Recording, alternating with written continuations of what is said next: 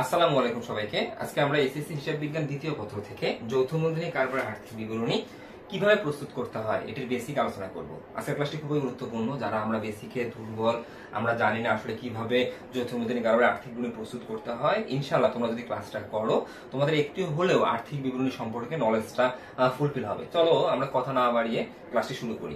আমরা যখন যৌথ মূলধনী কারবারের আর্থিক বিবরণী করবো আমাদের প্রশ্নে একটা রেওয়া মিল থাকবে। এটা আমরা সবাই জানি, যেহেতু আমরা এক মালিকানা কারবারের আর্থিক বিবরণী প্রস্তুত করছি, সেম এখানেও একটা রেওয়া মিল থাকবে। আমাদের রেওয়া মিলে কি কি এলিমেন্ট থাকবে? এক মালিকানা কারবারের আর্থিক বিবরণীতে আমরা জানি ছিল সম্পদ, ব্যয়, উত্তোলন, ডেবিট, আয়, দায়, মূলধন, ক্রেডিট। আসলে এখানেও কি এই দফাগুলো থাকবে না এখানে কোনো চেঞ্জিং আছে? হ্যাঁ, এখানে একটু চেঞ্জিং আছে। আমরা এক মালিকানা কারবারের আর্থিক বিবরণীতে যে যে দফাগুলো নিয়ে আমরা আর্থিক বিবরণী অধ্যায়টা কমপ্লিট করছিলাম, এখানেও সেম কাছাকাছি কিছু চেঞ্জিং আছে। আমরা যদি রেওয়া মিলটার দিকে তাকাই, রেওয়া মিলে একটু চেঞ্জিং আছে। চেঞ্জিংটা হচ্ছে এক মালিকানা কারবারে সম্পদ ছিল, এখানেও সম্পদ থাকবে। যেগুলো সম্পদ ছিল সেগুলাই সম্পদ ডেবিট, ব্যয় ডেবিট, আয় ক্রেডিট, দায় ক্রেডিট। এটা এক মালিকানা কারবারে ছিল। এক মালিকানা কারবারে যেহেতু মালিক একজন, তার মূলধন ছিল, মূলধন কিন্তু ক্রেডিট ছিল। যৌথ মূলধনী কারবারে এটা হচ্ছে শেয়ার দ্বারা সীমাবদ্ধ প্রতিষ্ঠান। তুমি যদি বাংলাদেশের যে কোনো কোম্পানি শেয়ার ক্রয় করো তাহলে ওই কোম্পানি তুমি শেয়ার হোল্ডার, মানে তুমি মালিক হয়ে যাবে। এখন যৌথ মূলধনী কারবারের মালিক কারা? শেয়ার হোল্ডাররা। ওকে, এখন এই শেয়ার হোল্ডারদের মূলধনকে শেয়ার মূলধন নামে আমরা হিসাবের বইতে সংরক্ষণ করি। এই যে শেয়ার মূলধন, অর্থাৎ এই প্রতিষ্ঠানে মালিকরা যে মূলধন বিনিয়োগ করছে সেটা শেয়ার মূলধন নামে থাকবে, যেটা এক মালিকানা কারবারে মূলধন নামে ছিল। এই যে শেয়ার মূলধন হচ্ছে, ক্রেডিট হচ্ছে, দেওয়া থাকবে টাকা। ওকে, এখন চেঞ্জিংটা এই জায়গায়, সম্পদ ব্যয় এক মালিকানা কারবারে ছিল, আয় দায় এক মালিকানা কারবারেও ছিল। এখন মূলধনটা এক মালিকানা কারবারে ছিল মূলধন নামে, যৌথ মূলধনী কারবারে শেয়ার মূলধন নামে থাকবে ক্রেডিট। ওকে, এখন এক মালিকানা কারবারে উত্তোলন ছিল। এক মালিকানা কারবারে মালিক হচ্ছে একজন, অংশীদারি কারবারে মালিক একজন। এক মালিকানা কারবারেও মালিক উত্তোলন করতে পারে, অংশীদারি কারবারেও মালিক উত্তোলন করতে পারে। বাট যৌথ মূলধনী কারবার এখানে মালিক একজন না। এটি 1994 সালের কোম্পানি আইন অনুযায়ী গঠিত, পরিচালিত, বিলোপ সাধিত। তাই এখানে আমি মালিক, আমি চাইলেই আমার ব্যক্তিগত প্রয়োজনে কোনো কিছু উত্তোলন করতে পারবো না। তাই যৌথ মূলধনী কারবারের রেওয়া মিলে আমি কোনো অবস্থাতে উত্তোলন দেখবো না। এখানে মিসিং উত্তোলন, উত্তোলন থাকবে না। উত্তোলন না থেকে এখানে নিত্য নতুন আরো, অর্থাৎ নতুনত্ব আরো হিসাব থাকবে। যেমন আমাদের রেওয়া মিলে দেওয়া থাকবে সাধারণ সংস্কৃতি বা সংস্কৃতি তহবিল। এটা কিন্তু শেয়ার হোল্ডার মালিকানা সত্ত্বের মধ্যে পড়ে, অর্থাৎ এটা মালিকানা সত্ত্বর এলিমেন্ট। সাধারণ সংস্কৃতি বা সংস্কৃতি তহবিল এটা নিট লাভের টাকা দ্বারা গঠিত। সংরক্ষিত আয় এটাও মালিকানা সত্ত্ব, শেয়ার হোল্ডারদের মালিকানা সত্ত্ব, এটাও নিট টাকা দ্বারা গঠিত। প্রশ্নে সংরক্ষিত আয়ের প্রারম্ভিক জের থাকবে। যে হিসাবকারী তোমাকে অঙ্ক করতে বলুক না কেন, সংরক্ষিত আয় বা রক্ষিত আয় এক এক ওই সালটা দেওয়া থাকবে। এটা ক্রেডিট থাকবে, এটা মালিকানা সত্ত্বের এলিমেন্ট। তারপরে অদাবিকৃত লভ্যাংশ। অদাবিকৃত লভ্যাংশ মানে কি? যৌথ মূলধনী কারবার প্রত্যেকটা বছর শেয়ার হোল্ডারদের উদ্দেশ্যে লভ্যাংশ ঘোষণা করে। আর এই ঘোষিত লভ্যাংশের যতটুকু অংশ শেয়ার হোল্ডাররা প্রতিষ্ঠানে দাবি করে না, সেটা হচ্ছে অদাবিকৃত লভ্যাংশ। তার মানে এই প্রতিষ্ঠান শেয়ার হোল্ডারদের উদ্দেশ্যে লভ্যাংশ ঘোষণা করছে, বাট যেহেতু শেয়ার হোল্ডার এগুলো দাবি করে নাই, তাই এই প্রতিষ্ঠানে এটা দায় অবস্থায় ক্রেডিট থাকবে। অদাবিকৃত লভ্যাংশ চলতি দায়, এটা ক্রেডিট হিসেবে প্রকাশ করবে। ওকে, তারপরে আয়কর থাকবে। আয়কর বলতে যেহেতু যৌথ মূলধনী কারবার পারমিশন নিয়ে ব্যবসা শুরু করতে পারবে, তাছাড়া যৌথ মূলধনী কারবার কেউ দিতে পারবে না। আমি যদি যৌথ মূলধনী কারবার দিতে চাই, অবশ্যই আগে আমাকে কি করতে হবে? সরকারের কাছ থেকে অনুমোদন নিতে হবে। সরকার আমাকে অনুমোদন কেন দিবে? যৌথ মূলধনী কারবার দেওয়ার জন্য কেন অনুমোদন দিবে? সরকার এখানে স্বার্থটা কি? সরকার স্বার্থ, সরকার প্রতি বছর যৌথ মূলধনী কারবারের নিট লাভের উপর আয়কর বাবদ একটা নির্দিষ্ট টাকা নেবে। আয়কর প্রদান করা বাধ্যতামূলক। তার মানে যৌথ মূলধনী কারবারে বাধ্যতামূলক গভর্নমেন্টকে আয়কর প্রদান করতে হবে। আয়কর ডেবিট দিকে থাকবে প্রশ্নে, অর্থাৎ রেওয়া মিলে। তারপরে লভ্যাংশ বা অন্তর্বর্তীকালীন লভ্যাংশ। এই লভ্যাংশটা কি? প্রতি বছর প্রতিষ্ঠানে যে টাকাটা লাভ হবে, লাভের পুরো অংশ শেয়ার হোল্ডারদের মধ্যে বন্টন হবে না, অর্থাৎ পুরো লাভটাই শেয়ার হোল্ডারকে দেওয়া হবে না। এই লাভের একটা অংশ শেয়ার হোল্ডারদেরকে লভ্যাংশ নামে দেওয়া হবে, একটা অংশ সংরক্ষিত আয়ে চলে যাবে, আরেকটা অংশ আয়কর বাবদ চলে যাবে। তার মানে এই লাভটা কিন্তু বিভিন্ন ভাবে ডিস্ট্রিবিউটর হবে বা ডিস্ট্রিবিউশন হবে। তার মধ্যে নিট লাভ থেকে শেয়ার মালিকরা যে অংশ পাবে সেটাকে আমরা বলবো লভ্যাংশ। আর অন্তর্বর্তীকালীন লভ্যাংশ মানে বছরের মাঝামাঝি সময়ে শেয়ার হোল্ডারদেরকে যে লভ্যাংশ প্রদান করা হবে সেটা হচ্ছে অন্তর্বর্তীকালীন লভ্যাংশ। এটা অলওয়েজ রেওয়া মিলে ডেবিট দিকে থাকবে। তারপরে আছে আয়কর সংস্কৃতি। আয়কর সংস্কৃতি ক্রেডিট দিকে থাকবে। আসলে এটা নিচে নাম তো এটা ভুল করে উপরে সোজা চলে গেছে। আয়কর সংস্কৃতি ক্রেডিট থাকবে। এই আয়কর সংস্কৃতিটা হচ্ছে গত বছরে আয়করের জন্য বরাদ্দ ছিল নতুন আয়কর সংস্কৃতি, পরের বছর এটা পুরাতন হয়ে গেছে। আসলে এটা পুরাতন আয়কর সংস্কৃতি। এটা আমরা সংরক্ষিত আয় বিবরণীতে আয়কর থেকে বিয়োগ করবো, এটার বিষয়টা তখন আমি বুঝাবো বেসিকটা। ওকে, এইভাবে আমার রেওয়ামিলটা মিলানো থাকবে। তাহলে আমি যদি রেওয়ামিলটা ভালোভাবে দেখি, আমাদের চেঞ্জিংটা কোথায়? যৌথ মূলধনী কারবারে শেয়ার মূলধন, মূলধনের বদল, সাধারণ সঞ্চিতি, সঞ্চিত তহবিল, সংরক্ষিত আয়, অদাবিকৃত লভ্যাংশ, আয়কর, লভ্যাংশ বা অন্তর্বর্তীকালের লভ্যাংশ, আয়কর সঞ্চিতি, এগুলো কিন্তু আমাদের চেঞ্জিং, যেগুলা এই দফাগুলো কিন্তু এক মালিকানা কারবারের আর্থিক বিবরণীতে ছিল না। এরপরে আমাদের কিছু সমন্বয় থাকবে এক মালিকানা কারবারের মতোই, সমন্বয়গুলো আমি দিয়ে দিচ্ছি, এখানে আমি বুঝাবো। এরপরে আমাদের মূল করণীয় বিষয়টা, যে আমি যৌথ মূলধনী কারবারের আর্থিক বিবরণী যখন করবো, এখানে করণীয় কি? করণীয় আগের মতোই, এক মালিকানা কারবারের মতোই। এক মালিকানা কারবারে যেমন আয় বিবরণী প্রস্তুত করছিলাম, এখানেও আমি আয় বিবরণী প্রস্তুত করব। যদি পণ্যের প্রতিষ্ঠান হয়, আমি বহুধা বিশিষ্ট আয় বিবরণী প্রস্তুত করব। তার মানে কি? পরিচালনা আয়, বিক্রিত পণ্যের ব্যয়, পরিচালন ব্যয়, অপরিচালন আয়, অপরিচালন ব্যয়। তাহলে আমি আয় বিবরণীতে নিট প্রফিট কত, অর্থাৎ নিট মুনাফা কত আমি নির্ণয় করতে পারবো। আর যদি এটা সেবামূলক প্রতিষ্ঠান হয়, আয় থেকে ব্যয় বিয়োগ করে আমরা নিট মুনাফা বা নিট ক্ষতি নির্ণয় করব। আমরা আগের মতো আয় বিবরণী প্রস্তুত করব।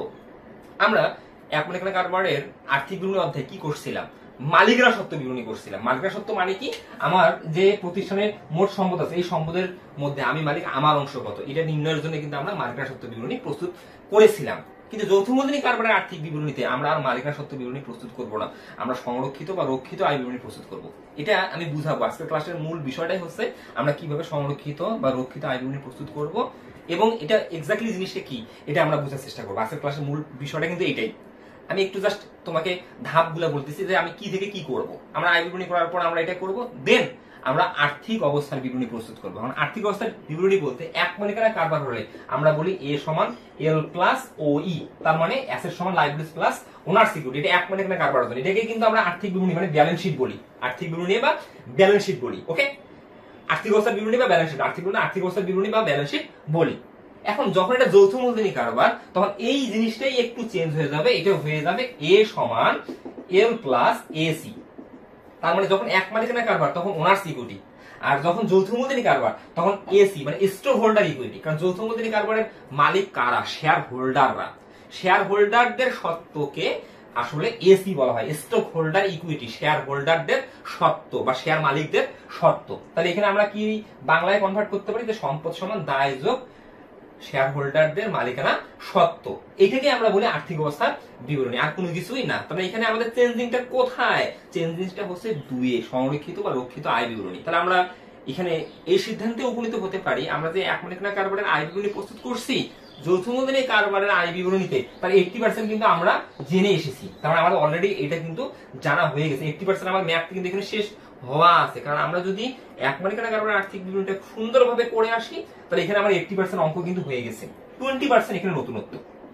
এই 20% আয়ত্ত করতে পারলেই আমি প্রথম পেপারের জন্য 20 মার্ক, দ্বিতীয় পেপারের জন্য 20 মার্ক, আমরা 40 মার্ক আমি অনায়াসে কভার করতে পারবো। আমরা জানি আমাদের হিসাব বিজ্ঞানে ক বিভাগে এক মালিকানা কারবার, প্রথম পত্রে এক মালিকানা কারবারের যে আর্থিক বিবরণী আছে, এখানে আমি 20 মার্কের অ্যান্সার আমাকে করে আসতে হবে, এবং দ্বিতীয় পেপারে যৌথ মূলধনী কারবার আর্থিক বিবরণী থেকে 20 মার্ক বাধ্যতামূলক আমার 140 মার্কের মধ্যে। কারণ আমরা সৃজনশীল অংশে জানি প্রথম পত্রে 70 মার্ক, দ্বিতীয় পত্রে 70 মার্ক, তাহলে 140 এর মধ্যে আর্থিক বিবরণী অধ্যায় কিন্তু 40, এবং এটা কম্পালসারি। এই জন্য এই অধ্যায়ের গুরুত্ব খুবই এটা। আমি ইনশাআল্লাহ তোমাদেরকে আমি এমন ভাবে ক্লাসটা করানোর চেষ্টা করতেছি যাতে তুমি খুব সহজেই এখান থেকে 40-এ 40 পাও। ওকে ওকে, তাহলে আমরা আজকে যেটা নিয়ে আলোচনা করব সেটা হচ্ছে কিভাবে আমরা সংরক্ষিত বা রক্ষিত আয় বিবরণী প্রস্তুত করবো। এখানে ইম্পর্টেন্ট এইটাই, কারণ আমরা আয় বিবরণী প্রস্তুত করা জানি, আমরা আর্থিক অবস্থার বিবরণীও প্রস্তুত করা জানি। হ্যাঁ, একটু চেঞ্জিং তো আছেই, এটা তো আমরা অঙ্ক করার সময় বুঝতে পারবো। এখন আমরা আসবো সংরক্ষিত বা রক্ষিত আয় বিবরণী। তার আগে আমরা একটু সমন্বয়গুলো করে নিব। আমরা সমন্বয়গুলো কেমন করবো, এখানে কিছু সমন্বয়, নমুনা সমন্বয় দিয়ে রাখছি। আয়কর সঞ্চিতি ধার্য করে 10,000 টাকা, এইটি একটু আমি বুঝাই।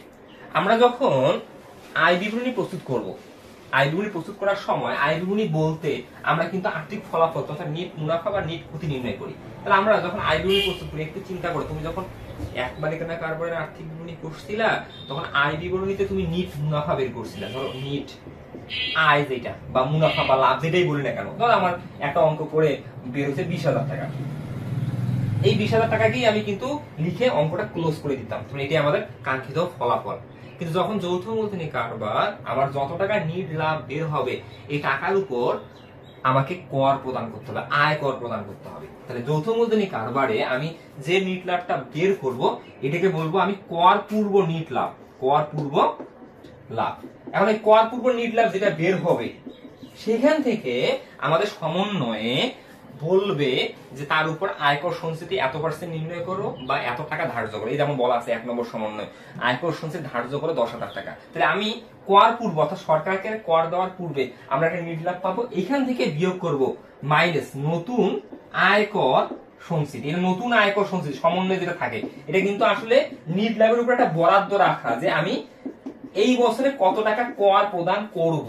এখন কর প্রদানের সিস্টেমটা হচ্ছে আমি যে বছর করের টাকা বরাদ্দ রাখবো ওই বছর আমি কর দিব না, কারণ আমি নিট লাভ তো বের করবো বছর শেষে। তাহলে ওই বছরের নিট লাভ যত বের হবে কর দিব তার পরের বছর। এখন ওই বছরে আমার নিট লাভ যত বের হবে আমরা গতানুগতিক % দ্বারা ওই বছরের করটা নির্ণয় করে কর পূর্ব নিট লাভ এটাকে ধরে করটা বিয়োগ করে আমরা কর তোমার হচ্ছে পরবর্তী নিট লাভ পাবো। এই যে আমি বিয়োগ করলাম এটা হচ্ছে কর পরবর্তী নিট লাভ, কর পরবর্তী নিট লাভ। এই যে আমি নতুন আয়কর সঞ্চিতিতে দেখালাম এই % কেটে টাকাটা বা এই 10,000 টাকা যে আছে, এটা আসলে একটা ভবিষ্যৎ ব্যবস্থা। এটা আমি কিন্তু আগামী বছর দিব, কিন্তু আমরা আপাতত একটা ধারণা করে একটা কি করলাম টাকা বরাদ্দ রাখলাম যে এই বছর আমার নিট লাভ থেকে 1 টাকা কর দিতে হবে। তাহলে যখন আমার আয়কর সঞ্চিতি থাকবে তখন সিস্টেমটা হচ্ছে অঙ্কে এমন যে আমি যে নিট লাভটা পাবো এটা আমার কর পূর্ববর্তী নিট লাভ, সেখান থেকে আমি আয়কর বাবদ ব্যবস্থা রাখবো বা ভবিষ্যৎ ব্যবস্থা গ্রহণ করব, যে টাকাটা দেওয়া থাকবে সেটা বিয়োগ করার পর আমি পাবো কর পরবর্তী নিট লাভ বা কর পরবর্তী মুনাফা। এইটাই হচ্ছে আয়কর সঞ্চিতির কাজ, এখানে আর কোনো কাজ নেই। এখন আমরা চলে আসবো যে সংরক্ষিত আয় বিবরণী আমরা কিভাবে প্রস্তুত করব। এবং সংরক্ষিত আয় বিবরণী প্রস্তুত করার লক্ষ্যে আমরা সংরক্ষিত আয় বিবরণী একটা ছক করব। আমরা যেভাবে আয় বিবরণী ছক করি সেম ওইভাবে আমরা সংরক্ষিত আয় বিবরণী ছক করবো। তাহলে আমরা ছকটা করে নিই, তারপরে আমরা এটার বিষয়টা বুঝবো যে সংরক্ষিত আয় বিবরণী কি, এটা কেন প্রস্তুত করা হয়, এগুলো আমরা ডিটেল জানবো। এখন আমরা আলোচনা করব যে আমরা সংরক্ষিত আয় বিবরণী কেন প্রস্তুত করব এবং আসলে সংরক্ষিত আয় বিবরণীটা কি এটা আগে বুঝবো। এখন একটু এটা বোঝার জন্য একটু তোমাকে চিন্তা করতে হবে যে আমরা এক মালিকানা কারবারে কি করি।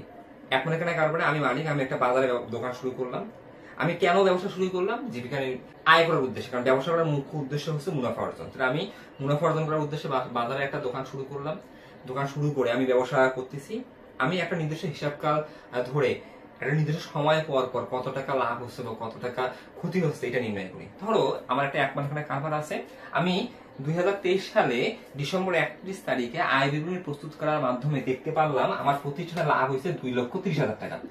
এখন আমি যদি প্রশ্ন করি যে আমার নিট লাভ যে 2,30,000 টাকা হলো, এই টাকাটা কার টাকা? পুরো এই টাকার অধিকার কার? তুমি বলবা মালিকের, কারণ এক মালিকানা কারবারে যত টাকা লাভ হবে এই লাভের পুরো অংশই মালিক পাবে, এটা কাউকে প্রদান করবে না। তাই এই নিট লাভের টাকাটা আমরা কি করি, তোমার মূলধনের সাথে যোগ করি, প্রারম্ভিক মূলধন যোগ নিট লাভ মাইনাস উত্তোলন, তখন আমি মালিক, আমার অংশ কত প্রতিষ্ঠানে সেটা পাই। তাহলে যদি এটা এক মালিকানা কারবার হয়, যদি যৌথ অংশীদারি কারবার হয়, নিট লাভ যত হবে বা যত বের হবে পুরো টাকাটাই কিন্তু মালিক পাবে। বা যখন এটা যৌথ মূলধনী কারবার তখন নিট লাভ যত হবে তখন কি নিট লাভের পুরো টাকাটাই শেয়ার হোল্ডার পাবে, এটা আগে তোমাকে বুঝতে হবে। না বুঝলে তুমি কিন্তু সংরক্ষিত বা রক্ষিত আয় বিবরণী বুঝতে পারবা না, এটা আগে তোমাকে খুব ভালোভাবে বুঝতে হবে। এখন ধরো এটা এখন তুমি নিট লাভ পাইছো যৌথ মূলধনী কারবারের জন্য, যে একটা কোম্পানির নিট লাভ বের হচ্ছে 2,30,000 টাকা। এখন এই কোম্পানির শেয়ার আছে 10,000টি, তোমরা এই 10,000টি শেয়ার হচ্ছে এই কোম্পানির হচ্ছে বিলিকৃত মূলধন, যে এই প্রতিষ্ঠানের বিলিকৃত মূলধন 10,000টি শেয়ার। আর এই 10,000টি শেয়ার যতজন শেয়ার হোল্ডার কিনবে তারা ওই কোম্পানির মালিক। এখন ধরো এই 10,000টি শেয়ার তোমার 20 জন শেয়ার হোল্ডার কিনছে, তোমার এই প্রতিষ্ঠানের মালিক 20 জন, আর এই 20 জনের নিট লাভ কিন্তু 2,30,000 টাকা। তাহলে এই 2,30,000 টাকা কি 20 জনকে বন্টন করে দেওয়া হবে? যৌথ মূলধনী কারবার কি বলে? না, 20 জনকে বন্টন করে দেওয়া হবে না। যৌথ মূলধনী কারবারের সিস্টেমটা আলাদা। যৌথ মূলধনী কারবার কি করে, প্রতি বছর যে টাকাটা নিট লাভ হয় এই নিট লাভের একটা অংশ সংরক্ষিত বা রক্ষিত আয় বিবরণী নামে রেখে দেয়, আর বাকি একটা অংশ ওই অংশ থেকে গভর্নমেন্টকে আয়কর প্রদান করে, ওই অংশ থেকে শেয়ার হোল্ডারদেরকে লভ্যাংশ প্রদান করে, ওই অংশ থেকে ভবিষ্যতের জন্য কিছু টাকা সংরক্ষণ করে, যেমন কল্যাণ তহবিল নামে, সঞ্চিতি তহবিল নামে, লভ্যাংশ সমতাপূরণ তহবিল নামে। এইভাবে এগুলো বন্টন করা হয়। তার মানে আমি যদি যৌথ মূলধনী কারবারের বিষয়টা দেখি, যৌথ মূলধনী কারবারে যত টাকা লাভ হবে লাভের পুরো টাকাটাই কিন্তু শেয়ার হোল্ডারদের না, এই টাকাটার একটা সিংহভাগ টাকা ভবিষ্যতের জন্য জমা রাখা হয় সংরক্ষিত আয় নামে। আর বাকি টাকা শেয়ার হোল্ডারদের মধ্যে ডিস্ট্রিবিউশন করা হয়, সরকারকে আয়কর আকারে প্রদান করা হয় এবং কিছু টাকা ভবিষ্যৎ ব্যবস্থার জন্য সরিয়ে রাখা হয়। এই কাজগুলাই আমরা যে বিবরণীতে প্রদর্শন করব সেটাই হচ্ছে সংরক্ষিত আয় বিবরণী, একদম সহজ ভাষায়। আর সংরক্ষিত আয় বিবরণী প্রস্তুত করার সময় আমরা রেওয়া মিলে সংরক্ষিত আয়ের প্রারম্ভিক জের পাবো, যেটাই যে বললাম প্রতি বছর নিট লাভের টাকা দ্বারা গঠিত হয়। এই দেখো তার এই রেওয়া মিলে তার ব্যতিক্রম না। এই দেখো সংরক্ষিত আয়, এই সংরক্ষিত আয়টা রক্ষিত আয় নামেও থাকতে পারে, সংরক্ষিত আয় নামেও থাকতে পারে। এটা সবসময় প্রারম্ভিক জের রেওয়া মিলে থাকবে। এই এক এক আমি সালটা বসাই নেই, যদি তারিখ নাও থাকে এটা প্রারম্ভিক জের। এখন যদি তোমাকে প্রশ্ন করা হয় এই সংরক্ষিত আয় রেওয়া মিলে যে আছে এটা কি টাকা দ্বারা গঠিত হয়েছে, এটা প্রতি বছর লাভের টাকা দ্বারা গঠিত হয়েছে। আমার যত টাকা লাভ হবে আগে এই জায়গায় চলে যাবে, ওইখান থেকে আবার বিভিন্ন পক্ষকে ডিস্ট্রিবিউশন করা হবে। তারপরে আগে এই টাকাটা পুরোই চলে যাবে রক্ষিত আয়, সেখান থেকে আমরা ধাপে ধাপে বন্টন করবো, গভর্নমেন্টকে কর দেবো, আয়কর দেবো, শেয়ার হোল্ডারকে লভ্যাংশ দেবো, আবার পরের বছর লভ্যাংশ দেওয়ার শর্তে লভ্যাংশ ঘোষণা করবো, প্রস্তাবিত লভ্যাংশ যেটা। এইভাবে কিন্তু আমরা এই জিনিসগুলো বন্টন করবো। ওকে, এই বন্টন গুলোই আমরা সংরক্ষিত আয় বিবরণীতে প্রদর্শন করব। তাহলে এখন এটা প্রদর্শন করার জন্য আমাকে কি কি হিসাবগুলো আনতে হবে সেটা এখন আমাকে দেখতে হবে। প্রথমে যেটা আমি আনবো, যেহেতু আমি করব সংরক্ষিত আয় বিবরণী, নাম দিবা সংরক্ষিত আয় বিবরণী, তারপরে তারিখ দিবা, এটাও সমাপ্ত বছরের জন্য দিয়ে প্রথমে লিখবা প্রারম্ভিক সংরক্ষিত আয়। প্রারম্ভিক সংরক্ষিত আয়, এই প্রারম্ভিক সংরক্ষিত আয় এটা রেওয়া মিলে থাকবে। এই যে সংরক্ষিত আয় প্রারম্ভিক এক এক তারিখ না থাকলেও প্রারম্ভিক, যত টাকা থাকবে তত। এটা টাকা দেয়নি আমি বুঝার জন্য। ধরো আমার প্রারম্ভিক সংরক্ষিত আয় আমি ধরলাম আমার 2 লক্ষ টাকা ছিল, আমি নিলাম 2 লক্ষ টাকা। এখন এই 2 লক্ষ টাকার সাথে আমি যখন আয় বিবরণী প্রস্তুত করছি, কারণ এটা তো আমি 2 নম্বর ধাপে করবো, আমরা যেহেতু আয় বিবরণী প্রস্তুত করছি, আয় বিবরণীতে আমরা কর পরবর্তী নিট লাভ পাইছি। আর এই কর পরবর্তী নিট লাভটা পুরোটাই শেয়ার হোল্ডারদের না। আগে আমি কি করবো, এই টাকাটা এই টাকার সাথে এখানে এসে আগে যোগ করব। তাই আমরা এখানে লিখবো যোগ কর পরবর্তী নিট মুনাফা। আমরা কি করবো, যোগ কর পরবর্তী নিট মুনাফা। ধরলাম আমার পরবর্তী নিট মুনাফা বের হয়েছে 3 লক্ষ টাকা, তাহলে আমার প্রতিষ্ঠানে এখন মোট জমাকৃত মুনাফা 5 লক্ষ টাকা, এটা মোট। এখান থেকে এখন আমরা কি করব, এখান থেকে আমরা এখন কিছু টাকা বন্টন করব, অর্থাৎ এখান থেকে আমরা সরকারকে আয়কর প্রদান করব, এখান থেকে আমরা শেয়ার হোল্ডারদেরকে লভ্যাংশ প্রদান করব, এখান থেকে আমরা শেয়ার হোল্ডারদের জন্য লভ্যাংশ ঘোষণা করব। এই জিনিসগুলো আমরা করব। আর এর বাইরে আরেকটা জিনিস যোগ হবে। আমরা প্রথমে কি করব, প্রারম্ভিক সংরক্ষিত আয় লিখবো, যোগ করব কর পরবর্তী নিট লাভ বা মুনাফা। এখন এখানে একটা ব্যতিক্রমী আইটেম ছিল অদাবিকৃত লভ্যাংশ। এই অদাবিকৃত লভ্যাংশ এটা গত বছরের অংশ। এই প্রতিষ্ঠান লভ্যাংশ ঘোষণা করছিল, লভ্যাংশ ঘোষণা করার পর কিছু শেয়ার হোল্ডার ঘোষিত লভ্যাংশের অংশ দাবি করে নাই। এই যে অংশ দাবি করে নাই সেটা অদাবিকৃত লভ্যাংশ হিসেবে প্রতিষ্ঠান রয়ে গেছে। আর এই অদাবিকৃত লভ্যাংশ শেয়ার হোল্ডাররা, অর্থাৎ যারা পরিচালক পর্ষদে অংশগ্রহণ করতেছে, পরিচালক পর্ষদে আছে, তারা সাধারণ সভায় এটাকে সমন্বয় সাধন করতে পারবে। তার মানে আমাদের যে অদাবিকৃত লভ্যাংশ আছে, তার মানে এটা অদাবিকৃত অবস্থায় চলতি দায় হিসেবে আছে। এটা কারা পাবে, শেয়ার হোল্ডাররা পাবে, যারা এখনো প্রতিষ্ঠানে দাবি করেনি যে আমাদেরকে ওই লভ্যাংশটা প্রদান করেন বা আমাকে দিয়ে দেন। যেহেতু দাবি করে নাই, তাই এটা সাধারণ সভায় অ্যাডজাস্ট করা যাবে। অ্যাডজাস্ট করা বলতে এটাকে এখন আয় হিসাবে প্রদর্শন করবে। লভ্যাংশ ঘোষণা করছিল তখন ওটাকে আয় থেকে বিয়োগ করছিল, পরবর্তীতে ওটা চলতি দায় হিসেবে রেখে দিচ্ছে। যেহেতু শেয়ার হোল্ডারদের টাকা এটা তারা নেয় নাই, তাই প্রতিষ্ঠান তাদের কাছে ঋণী আছে, অদাবিকৃত লভ্যাংশ নামে এটা ক্রেডিট থাকবে। এখন পরিচালক পর্ষদ সিদ্ধান্ত নিল এটা আর ক্রেডিট রাখবে না, এটা এখন ক্রেডিটটাকে সমন্বয় সাধন করবে। তার মানে কি, এটাকে এখন এখানে যোগ করে দিতে হবে। এখন তুমি এটাকে যদি সমন্বয় বলে যে পুরোটাই অবলোপন করে এটা অবলোপন নামে থাকবে, তাহলে পুরোটাই আমি এখানে যোগ করবো, কারণ আমি এটা গত বছর বাদ দিয়েছিলাম প্রস্তাবিত লভ্যাংশ হিসেবে।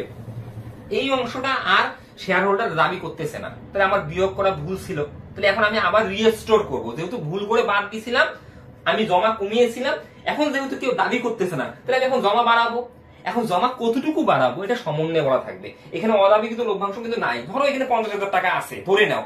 এখন আমার সমন্বয়ে কি বলছে দেখো, 6 অদাবিকৃত লভ্যাংশের হাফ অংশ অবলোপন করতে হবে। তাহলে আমার 50,000 টাকা অদাবিকৃত লভ্যাংশ ছিল, তার অর্ধেক এই বছরে অবলোপন করতে বললো, মানে আয় হিসেবে এখানে যোগ করতে বললো। এই অবলোপন মানে এটা আয়, দেখছো বিষয়টা? তাহলে আমি লিখবো যোগ তোমার অদাবিকৃত লভ্যাংশ অবলোপন। তাহলে অদাবিকৃত লভ্যাংশ অবলোপন ধরে নাও 50,000 টাকা ছিল, এর হাফ অংশ, তাহলে 25,000 টাকা। তাহলে এখনো 25,000 টাকা কিন্তু চলতি দায় অবস্থায় আছে, এটা আমার আগামী বছরের সমন্বয় সাধন হতে পারে। তাহলে এখন আমার আয় গিয়ে দাঁড়ালো 5,25,000 টাকা। আর এই 5,25,000 টাকা থেকে এখন আমি শিরোনাম দেবো বাদ। বাদ শিরোনামে আমরা 4টা দফা বিয়োগ করব। তার মানে আমার কিন্তু 5,25,000 টাকা সংরক্ষিত আয়ে জমা আছে। এখন এইখান থেকে আমরা বিভিন্ন পক্ষকে টাকাগুলো বন্টন করব। এখন কি কি পক্ষকে বন্টন করব? যেমন গভর্নমেন্টকে বন্টন করব, শেয়ার হোল্ডারদেরকে বন্টন করব এবং ভবিষ্যতের জন্য সংরক্ষণ করব। তিনটা বিষয়। তাহলে একটু আমরা দেখে নেই বিষয়গুলা। আমরা প্রথমে রেওয়া মিলে দেখব আয়কর আছে কিনা। আয়কর ডেবিট দিকে থাকবে। আয়কর বলতে আমরা কি বুঝি? গভর্নমেন্টকে আমরা যে করটা প্রদান করবো। গভর্নমেন্টকে আমি যে কর দিব, এটা কি আমার প্রতিষ্ঠানের সাধারণ ব্যয়? না, এটা প্রতিষ্ঠানের সাধারণ ব্যয় না, লাভ থেকে আমরা দিব। ওকে, তাহলে গভর্নমেন্টকে যে আমি আয়কর দিব, যত টাকা আয়কর দেই না কেন, তাহলে আমরা এই 5,25,000 টাকা থেকে পে করব। তাহলে আমি যদি গভর্নমেন্টকে আয়কর দেই, তাহলে আমার জমাকৃত বা সংরক্ষিত মুনাফাটা বাড়বে না কমবে? অবশ্যই কমবে। তাই তো আমি বাদ শিরোনামে লিখছি। তাহলে লিখবো আমি আয়কর। অর্থাৎ রেওয়া মিলে যদি আয়কর থাকে, আমাকে আয়করটা লিখতে হবে। এখন ধরে নাও রেওয়া মিলে আমার আয়কর ছিল 1,20,000 টাকা। লিখলাম আমি 1,20,000 টাকা। এটা আমি কিন্তু ইনার কলামে লিখবো। এখন এখানে যে আয়কর সঞ্চিতি নামে একটা টাকা আছে, এটা কিন্তু একটু উপরে চলে গেছে, এটা সোজা আসবে ক্রেডিট দিকে। আয়কর সঞ্চিতি, এই আয়কর সঞ্চিতিটা কি? আমি একটু আগে তোমাকে বললাম যে আমাদের কর পূর্ব নিট লাভ ছিল, ধরো কর পূর্ব নিট লাভ ছিল 2 লক্ষ টাকা। গভর্নমেন্টকে আমরা চলতি বছরের জন্য কর দিব, বরাদ্দ রাখছি, ভবিষ্যতের জন্য বরাদ্দ রাখছি 50,000 টাকা। তাহলে কর পরবর্তী নিট মুনাফা কত? 1.5 লক্ষ টাকা। এই যে আমি 50,000 টাকা যে বরাদ্দ রাখলাম, যে আয়কর সঞ্চিতি, এটাকে আমরা বলি নতুন আয়কর সঞ্চিতি। নতুন আয়কর সঞ্চিতি। এই নতুন আয়কর সঞ্চিতি কিন্তু আমি এই বছর দিব না। আমাদের আয়কর দেওয়ার নিয়ম কি? চলতি বছরের আয়করটা পরের বছর দেব। তাহলে চলতি বছরে আমার যে লাভটা হবে, ওই লাভের উপর যে করটা দেবো আমি আগামী বছরে করে দেবো। কিন্তু চলতি বছরে আমরা লাভ থেকে একটা আয়করের জন্য ব্যবস্থা গ্রহণ করবো, ভবিষ্যতে ব্যবস্থার জন্য ভবিষ্যৎ ব্যবস্থা গ্রহণ করব। সেটা আমরা আয়কর সঞ্চিতি নামে লিখবো। তাহলে আমি কর পূর্ব মুনাফা পাইলাম 2 লাখ, নতুন আয়কর সঞ্চিতি পেলাম 50,000, এটা হচ্ছে আমাদের ভবিষ্যৎ ব্যবস্থা, সেখান থেকে বিয়োগ করলাম। এই নতুন আয়করটা পরের বছরে পুরাতন হয়ে যাবে। এই যে পুরাতন, এটা চলে যাবে রেওয়া মিলে পরের বছরে। তার মানে যেটা এই বছরে নতুন, আগামী বছরে গিয়ে এটাই হবে পুরাতন। এটা রেওয়া মিলে পুরাতন হয়ে নামে থাকবে। এই পুরাতনটা কি করবো? এই আয়কর থেকে বিয়োগ করবো। তাহলে লিখবো মাইনাস পুরাতন আয়কর সঞ্চিতি। আর পুরাতন আয়কর সঞ্চিতি, ধরো আমার রেওয়া মিলে আছে 80,000 টাকা ধরে নাও। এই বছরে আয়কর বাবদ ব্যয় হলো 40,000 টাকা, যেটা এখান থেকে হবে। কারণ আমার বরাদ্দ ছিল 80,000, এটা বরাদ্দ, তার মানে আমি আগেই লাভ থেকে শুরু রাখছি 80,000। তাহলে আমার এখান থেকে নতুন করে দিতে হবে কত? 40,000। এই জন্য তো আমরা বিয়োগ করি। এই বছরে মোট আয়কর দিতে হবে 1,20,000। আমি বরাদ্দ রাখছি, নিট লাভ থেকে তো আগেই শুরু রাখছি। দেখো, ধরো আমি 80,000 টাকা আগেই শুরু রাখছি, তাহলে 1,20,000 টাকা দিতে হবে। আমি আগেই শুরু রাখছি কত? 80,000। নতুন করে এখান থেকে দিব কত? 40,000। এই জন্য আমরা কি করে আয়কর থেকে পুরাতনটা বিয়োগ করে টাকাটা আমরা প্রথম করে বসাই। তাহলে আমি 5,25,000 টাকা থেকে 40,000 টাকা আয়কর দিব। ওকে, এটা হয়ে গেল। তাহলে আয়কর যদি রেওয়া মিলে থাকে, আমি আয়করটা বাদ শিরোনামে আনবো। তারপরে রেওয়া মিলে দেখবো যদি লভ্যাংশ বা অন্তর্বর্তীকালীন লভ্যাংশ থাকে, তাহলে ওটা লিখবো আমরা লভ্যাংশ। এই লভ্যাংশ প্রদানটা লভ্যাংশ প্রদান নামে থাকতে পারে, অন্তর্বর্তীকালীন লভ্যাংশ নামে থাকতে পারে। এটা ডেবিট দিকে থাকবে, আয়কর ডেবিট দিকে থাকবে, লভ্যাংশ বা অন্তর্বর্তীকালীন লভ্যাংশ ডেবিট দিকে থাকবে। এখন এই লভ্যাংশ কারা পায়? এই জমাকৃত টাকার উপর শেয়ার হোল্ডারদেরকে, আমি যে বললাম যে এক মালিকানায় কারবার হলে যত টাকা লাভ হবে পুরোটাই মালিক পাবে, অংশীদারি কারবার হলে যত টাকা লাভ হবে পুরোটাই মালিক পাবে। কিন্তু যৌথ মূলধনী কারবার হলে যত টাকা লাভ হবে পুরোটা মালিক পাবে না।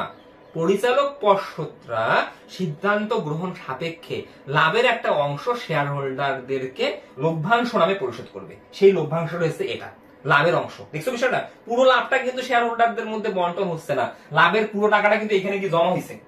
শেয়ার যারা যারা প্রতিষ্ঠানটা পরিচালনা করে, পরিচালক পর্ষদ, তারা সিদ্ধান্ত নিবে যে তাদের যে 5,25,000 টাকা সংরক্ষিত আয় আছে, সেখান থেকে লভ্যাংশ কত টাকা পে করবে। ওকে, তাহলে লভ্যাংশ প্রদান, ধরো রেওয়া মিলে আছে এই বছরে পে করবে 1 লক্ষ টাকা। এই 1 লক্ষ টাকা আমি দিলাম, এই 1 লক্ষ টাকা এখানে প্রথম করে দিলাম। তাহলে এই 5,25,000 টাকা থেকে 1 লক্ষ পে হবে। এই জন্য তো বাস শিরোনামে বুঝতেছে। তাহলে আয়কর এবং লভ্যাংশ রেওয়া মিল থেকে শুধু এই দুইটাই আসবে, এর বাইরে রেওয়া মিল থেকে কোনো কিছু আসবে না। তো যখন রেওয়া মিলে দেখবো আয়কর ডেবিট দিকে আছে, বাদ শিরোনামে সংরক্ষিত আয় বিবৃতি লিখবো। যখন রেওয়া মিলে দেখবো লভ্যাংশ বা অন্তর্বর্তীকালীন লভ্যাংশ আছে, আমি বাদ শিরোনামে লিখবো। এর বাইরে সমন্বয় থেকে 2টা আইটেম আসবে। এই মোট বাদ শিরোনামে 4টা আইটেম আসবে। এখন সমন্বয় থেকে কি আসবে? সমন্বয় থেকে প্রথমে আসবে প্রস্তাবিত লভ্যাংশ বা ঘোষণাকৃত লভ্যাংশ। এটা প্রশ্নে দেওয়া থাকবে। এই 4 নম্বর সমন্বয়, শেয়ার মূলধনের উপর 5% লভ্যাংশ ঘোষণা করতে হবে, এটাকে বলবো প্রস্তাবিত লভ্যাংশ। তাহলে যেটা ঘোষণা করার জন্য আমি প্রদান করার জন্য ঘোষণা করলাম, এটা প্রস্তাবিত লভ্যাংশ। এটা মূলধনের কত পার্সেন্ট? 5%। আর মূলধন বলতে এখানে বিলিখিত মূলধন। এখন ধরো আমার প্রশ্নে বিলিখিত মূলধন আছে 5 লক্ষ টাকা, ধরে নাও 5 লক্ষ টাকা আছে। এই বিলিখিত মূলধনে 5 লক্ষ টাকা আছে, এর কত পার্সেন্ট তুমি লভ্যাংশ ঘোষণা করতেছো? 5%। তাহলে 5 লাখের 5%। 25,000 টাকা তুমি কি করলা, লভ্যাংশ ঘোষণা করলা যে তুমি শেয়ার হোল্ডারদেরকে পে করবে, এটা আগামী বছর আবার পরিশোধ হবে। ওকে, তাহলে প্রস্তাবিত লভ্যাংশ কত টাকা, 25,000 টাকা, এই লিখে ফেললাম। তাহলে শেয়ার মূলধনের উপর কত পার্সেন্ট কাটতে বলছে, 5%। তাহলে বিলিখিত মূলধন আবার প্রশ্ন থাকবে, তার উপর 5% কেটে তুমি টাকাটা বসিয়ে দিবে।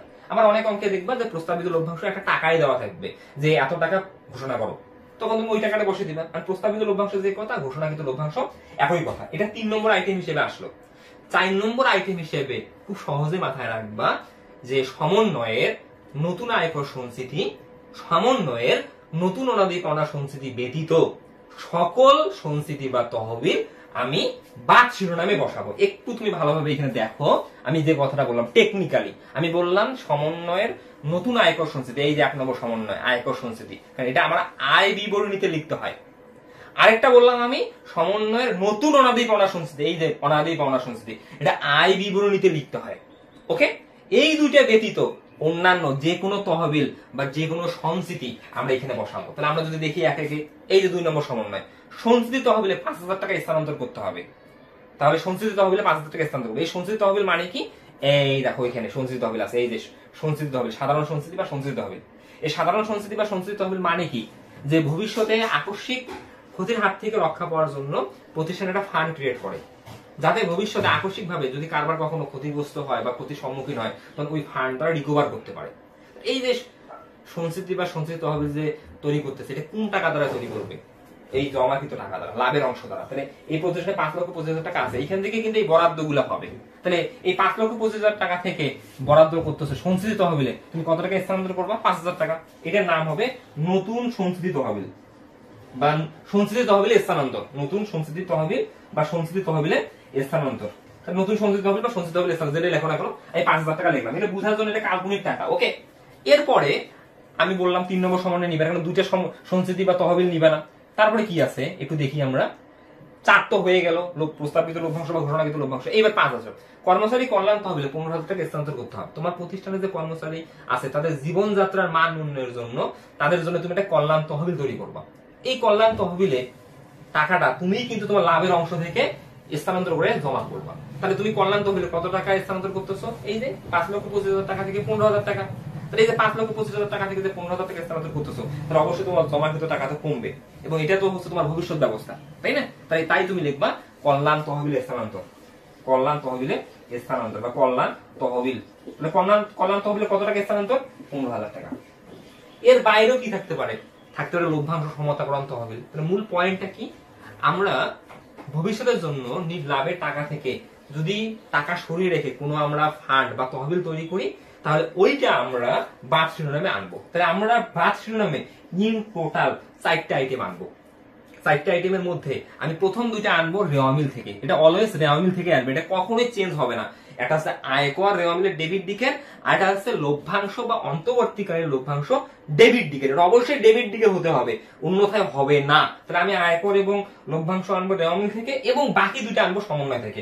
বাকি 2টা কি, একটা প্রস্তাবিত লভ্যাংশ আমি আনবো, আর এই যে 2টা লিখছি আমি, এই 2টা একটা, কিন্তু সেটা টেকনিক কি শিখলাম আমি, যে যদি সমন্বয়ে দেখো নতুন আয়কর সঞ্চিতি এবং নতুন অনাদি পাওনা সঞ্চিতি ব্যতীত অন্য যে কোনো সঞ্চিতি বা যে কোনো তহবিল, এটা হচ্ছে আসলে আমরা এই যে আমাদের জমাকৃত টাকা ছিল যে সংরক্ষিত আয় নামে, এইখান থেকে আমি কিন্তু এটা বন্টন করতেছি। বুঝতে পারছো বিষয়টা? তাহলে সেটাই আমি লিখবো এখানে, এই যে প্রস্তাবিত লভ্যাংশ লিখলাম এবং নতুন সঞ্চিতি তহবিল, কল্যাণ তহবিল। এর বাইরে কি আসতে পারে, লভ্যাংশ সমতাকরণ তহবিল, এই দফাগুলো আমাদের আসতে পারে। এখন এগুলো আমি এখন যোগ করে দেবো। আমি যদি যোগ করি, এখানে যোগটা একটু করি, এখানে 20, এখানে 45, 45, 85, 1,85,000 টাকা। এই 1,85,000 টাকা আমি কিন্তু এই জায়গা থেকে বাদ দেবো। এখন যদি বাদ দেই, আমরা বিয়োগ ফলটা কত পাবো? তাহলে আমি যদি 5,25,000 টাকা থেকে বিয়োগ করি 1,85,000 টাকা, তাহলে আমাদের রক্ষিত আয়ের সমাপনী যে হবে 3,40,000 টাকা। এটা ক্লোজ করে দেবো, লিখবো আমি অতএব সংরক্ষিত আয়ের উদ্বৃত্ত, এটা সমাপনী। এইটাই হচ্ছে মূল বিষয়টা। আর এই যে সমাপনী রক্ষিত আয়ের উদ্বৃত্ত যে 3,40,000 টাকা থাকলো, দিন শেষে এই টাকাগুলো কাদের? এই টাকাগুলো কিন্তু এই প্রতিষ্ঠানের সাধারণ শেয়ার হোল্ডারদের। কোম্পানি যখন এটা বিলোপ সাধিত হবে, এই টাকাটা কিন্তু তারাই ভাগ করে নিবে, এটা নিয়ে টেনশন করার কোনো কিছু নাই।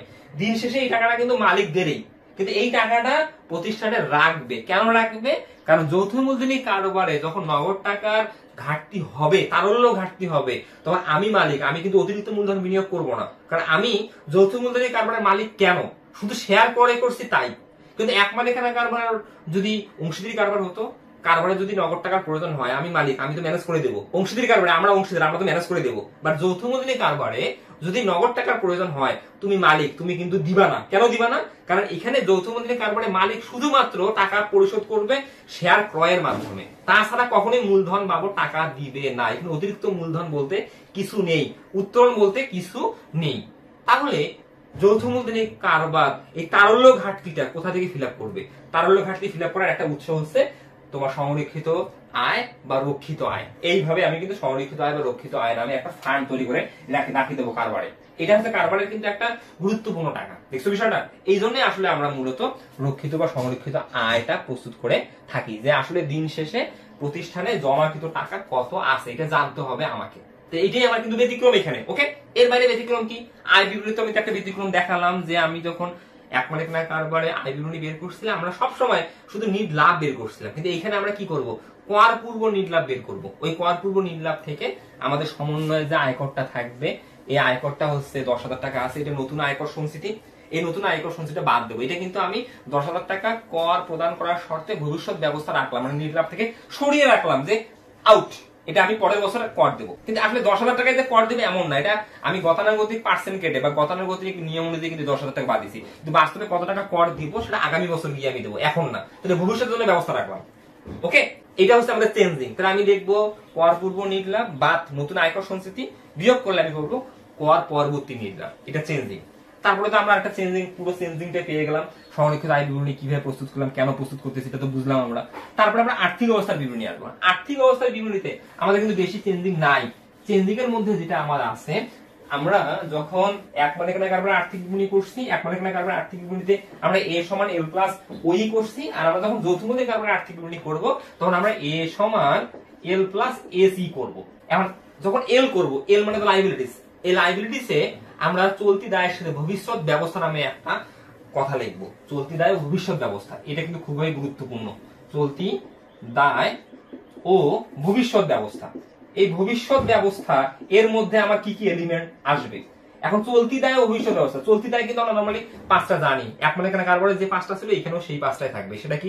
ব্যাংক জমাতিরিক্ত, প্রদেয় বিল, হ্যাঁ, প্রদেয় বিল বা প্রদেয় নোট, প্রদেয় হিসাব, বকেয়া ব্যয়, অগ্রিম বা অনুপার্জিত আয়। আর একটা রেয়ার আইটেম আসে, আসলে সচরাচর আমরা দেখি না, ভ্যাট চলতি হিসাবে ক্রেডিট রিজার্ভ এবং স্বল্প মেয়াদী ঋণ। এটা কিন্তু রেয়ার আইটেম, এগুলা সচরাচর আমরা দেখি না, কিন্তু ওগুলাও কিন্তু চলতি দায়ের মধ্যে পড়ে। এখন এগুলা চলতি দায়। ভবিষ্যৎ ব্যবস্থা কি? ভবিষ্যৎ ব্যবস্থা এই যে বললাম আমি, তুমি রাখলা যে আয়কর, নতুন আয়কর সঞ্চিতি। এই নতুন আয়কর সঞ্চিতি মানে কি? নিট লাভ থেকে সরিয়ে রাখলা, কাকে টাকা দেওয়ার জন্য? গভর্নমেন্টকে দেওয়ার জন্য। এই যে আয়কর সঞ্চিতি 10,000 টাকা, এই 10,000 টাকা তুমি আগামী বছরে পরিশোধ করবে। কাকে? গভর্নমেন্টকে। যতক্ষণ পর্যন্ত তুমি গভর্নমেন্টকে দেও নাই, ততক্ষণ পর্যন্ত তোমার তো এটা ভবিষ্যৎ ব্যবস্থা, মানে চলতি দায়ের অংশ। কিন্তু চলতি দায় হিসেবে না লিখে ভবিষ্যৎ ব্যবস্থা হিসেবে লিখবা। তখন তুমি এখানে লিখবা এই চলতি দায় ভবিষ্যৎ ব্যবস্থায় নতুন আয়কর সঞ্চিতি। দেখছো বিষয়টা?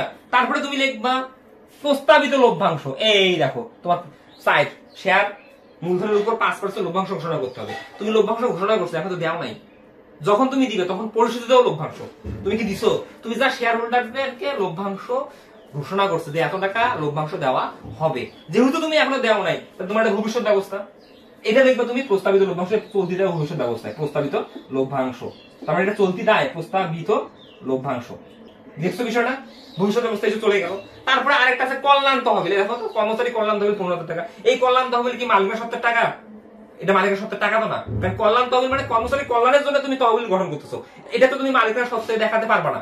তাহলে তুমি এখানে লিখবা কল্যাণ তহবিল।